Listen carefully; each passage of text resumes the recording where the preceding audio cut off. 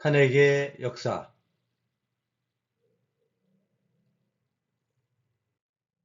우리나라 정치사에서 처음으로 대통령의 탄핵을 발의한 것은 13대 노태우 대통령에 대한 탄핵이었습니다.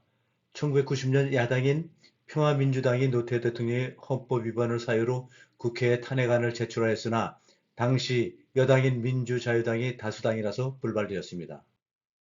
1997년 14대 김영삼 대통령이 한복으로 부도 사건의 정경유착과 부패 문제에 연루되었다고 야당이 국회에 탄핵을 발의하였으나 역시 여당이 다수당이라서 불발되었습니다. 2004년 16대 노무현 대통령이 선거 중립 의무를 위반하고 측근들의 부패 혐의에 연루되었다고 한나라당, 새천년민주당, 자유민주연합 등 야당이 발의한 탄핵안이 국회에서 가결되었으나 헌법재판소에서 기각되었습니다. 이후 총선에서 한나라당과 새천년민주당은 대패하였습니다. 2016년 18대 박근혜 대통령이 국정농단 사건으로 국정운영에서 권한남용과 부정행위로 더불어민주당이 탄핵을 발의하여 국회에서 가결되고 헌법재판소에서 인용되어 대통령직이 박탈되었습니다.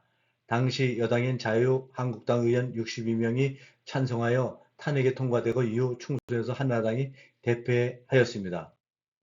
정의를 위하여 자기 당의 대통령을 탄핵하는 데 일조한 62인입니다. 2024년 20대 윤석열 대통령이 비상계엄을 선포하고 실패하자 더불어민주당이 주도하여 국회에서 탄핵이 가결되어 헌법재판소에서 심리 중입니다. 여당인 국민의힘 의원 일부도 가세하였습니다.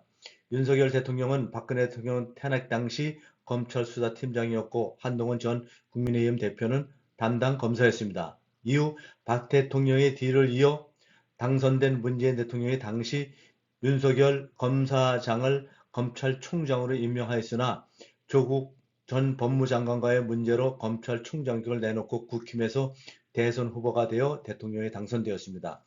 보수파는 정권을 바꿔야 한다는 목표로 문재인 대통령 편이었던 전 윤 검찰총장의 손을 들어주어 오늘에까지 왔습니다.